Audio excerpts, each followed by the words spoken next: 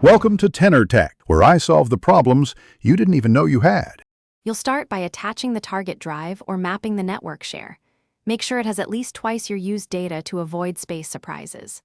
Open Settings, go to System then Storage and choose Advanced Storage Settings to reach backup options.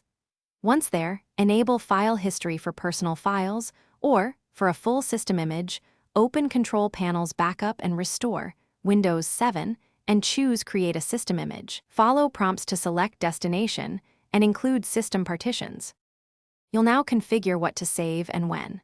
For file history, select folders, set a schedule and retention so old versions aren't deleted too soon. If making a system image, include the EFI, recovery, and Windows partitions so the PC is bootable after restore. Once selections are set, confirm the backup destination and start the initial full backup. Monitor progress and let it finish uninterrupted.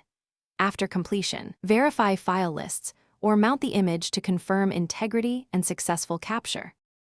To restore, boot from recovery media or go to Advanced Startup, choose Troubleshoot then Recovery.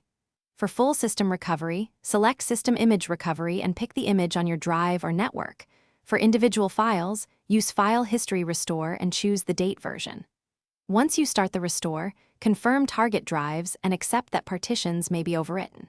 If something goes wrong, first check disk health and cable connections, then verify share permissions and retry. If needed, recreate recovery media and attempt restore. Thanks for watching. Subscribe to keep your life in tune.